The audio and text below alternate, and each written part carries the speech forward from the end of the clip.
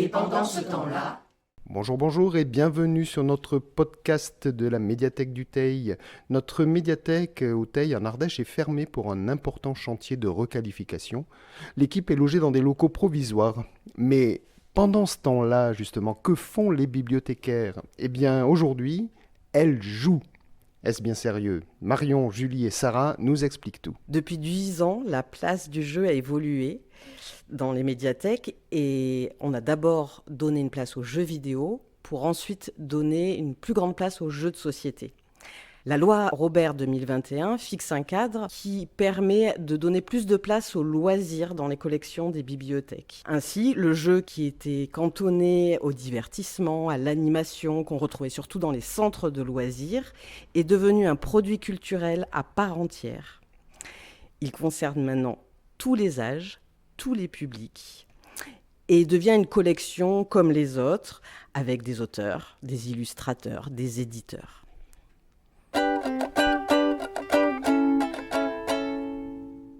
Dans tout le réseau des bibliothèques Ardèche-Rhône-Coiron, on a des jeux de société pour tous les âges. Pour les tout petits qui peut-être qui ont 2 ans, il y a aussi des jeux pour les bébés.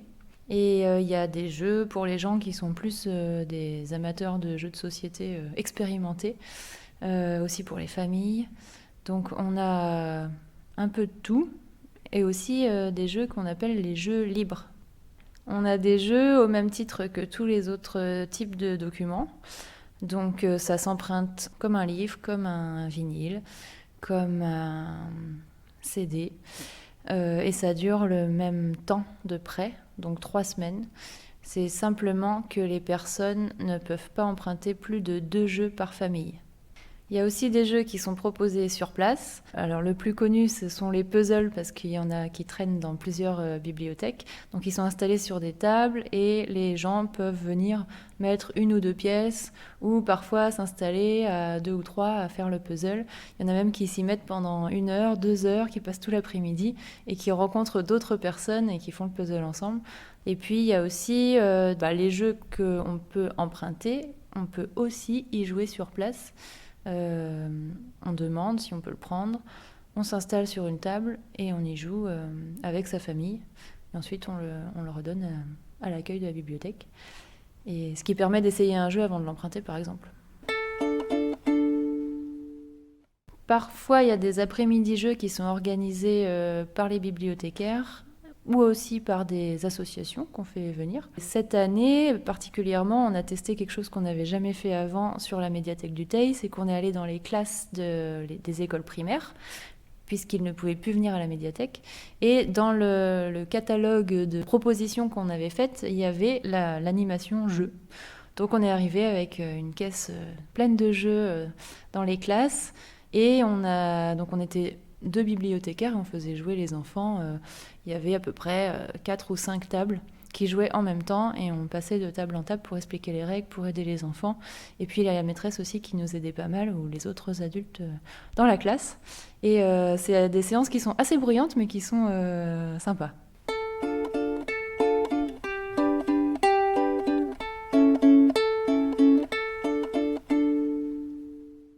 Alors, pour intégrer les jeux dans la médiathèque, c'est un processus qui est assez similaire au livre, mais qui a aussi certaines particularités.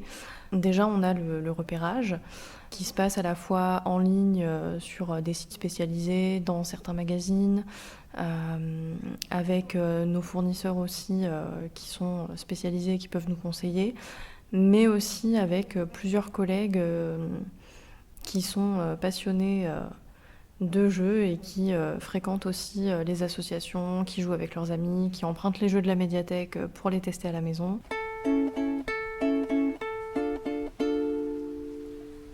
Et après l'achat, on les réceptionne, donc le fournisseur nous livre, et ensuite il faut d'abord les enregistrer sur le catalogue de la médiathèque, donc sur le logiciel, sur l'ordinateur, et ensuite préparer le document physiquement. Donc on va d'abord protéger la boîte, c'est-à-dire on la couvre avec un film plastique. On va inscrire le contenu à l'intérieur du couvercle pour faciliter la vérification par la suite. On va potentiellement plastifier les règles du jeu. On peut aussi faire des copies de certains contenus. Par exemple, on a des jeux sur lesquels il faut dessiner, on a des grilles de score. Et donc, dans l'optique où on pourrait arriver à court du carnet fourni avec le jeu neuf, on en fait des copies pour pouvoir après refournir le jeu. C'est plus fastidieux qu'un livre où on aurait juste besoin de le couvrir, mais on prépare aussi le travail pour les collègues par la suite, puisque à chaque retour de prêt, donc à chaque fois que quelqu'un nous rend un jeu qu'il a emprunté, on va aller recompter toutes les pièces pour être sûr que le jeu soit complet et qu'on puisse continuer à jouer avec. Parce qu'une fois qu'il manque des pièces, alors des fois on est en mesure de les remplacer, de les réparer, d'en faire d'autres, un peu avec les moyens du bord. Mais d'autres fois, c'est pas possible et auquel cas, on ne peut plus se servir du jeu. On a un catalogue en ligne sur le site internet, mais on a aussi fait une version imprimée où les jeux sont classés à la fois par nombre de joueurs, c'est-à-dire qu'on a une première partie pour les jeux qui se jouent à plusieurs et une deuxième partie pour les jeux qui se jouent à 1 ou 2 joueurs, qui sont classés donc par âge ensuite. Le premier jeudi du mois, on se réunit en équipe pour découvrir et faire découvrir les jeux du réseau. Donc l'idée c'est de pouvoir expliquer les règles aux collègues pour qu'après on puisse nous-mêmes les conseiller aux lecteurs. En général, on est entre 4 et 6, ce qui est déjà pas mal parce que en général dans les jeux on peut pas jouer à plus de 6. Quand on est trop nombreuses, on fait des équipes, juste histoire de comprendre les règles. À la fois c'est un moment assez ludique, c'est un peu au volontariat, donc chacun décide de présenter un jeu ou non. En général on a quand même suffisamment de jeux pour en présenter plusieurs sur la séance. Ça dure à peu près 1 heure. Et l'idée, c'est qu'on explique les règles, on commence un peu la partie pour voir comment ça fonctionne. Et une fois qu'on a compris, on laisse le jeu en suspens. Parfois, il y a des gens qui nous demandent des jeux. Du coup, là, on en profite quand on se rappelle parfois de l'instant jeu. On se dit, tiens, celui-là, il était bien, on va pouvoir vous le conseiller. Il y a aussi des collègues qui testent avec leur famille avant de le présenter à l'instant jeu. Et du coup, elles disent, voilà, ça marche bien. C'est marqué à partir de 8 ans, mais on peut faire à partir de 6. Donc, on a un peu plus de subtilité. Que ce soit pour les jeux ou pour d'autres supports, on se nourrit aussi de notre vie personnelle et de nos pratiques culturelles pour après réinjecter dans le métier et travailler avec passion. C'est très frustrant de ne pas pouvoir jouer jusqu'à la fin pendant l'instant jeu.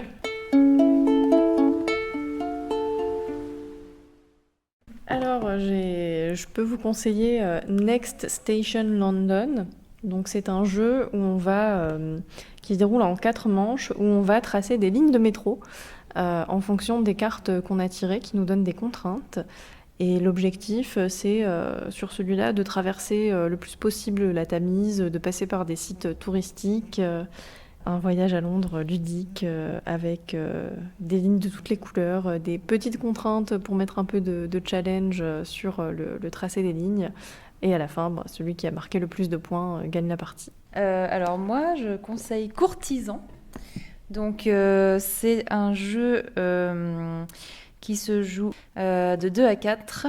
Et il y a la table du roi ou de la reine, sur laquelle on va mettre des familles en disgrâce ou dans la lumière.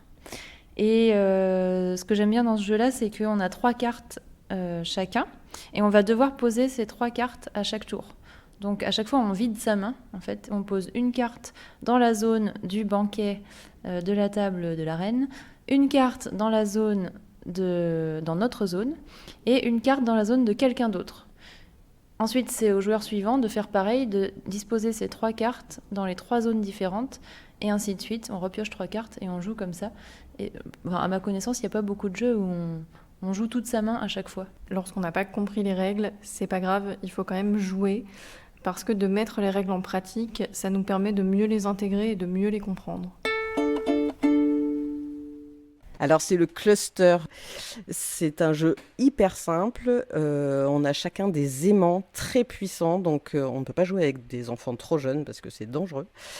Mais une petite ficelle et chacun pose un aimant. Les aimants ont tendance à se coller entre eux, donc il faut arriver à avoir posé tous ces aimants avant les autres joueurs. Le premier qui a posé tous ces aimants sans qu'aucun ne se colle a gagné.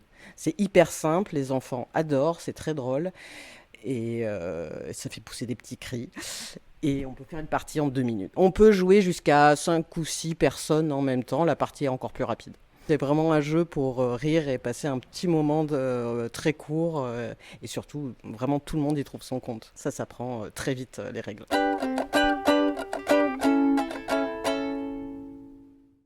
Si quelqu'un a fait un gâteau, on le partage. Non, moi je suis pas d'accord. Il y a souvent quand tu fais des soirées jeux avec une association ou tes amis, tu sors les bonbons et tout, mais là, à 9h du matin, le jeudi, il n'y a pas de bonbons et on mange pas en jouant au jeu. C'était un épisode du podcast Et pendant ce temps-là, réalisé par les bibliothécaires de la médiathèque du Teil en Ardèche 2026-2027. À bientôt. Et pendant ce temps-là, l'aventure continue.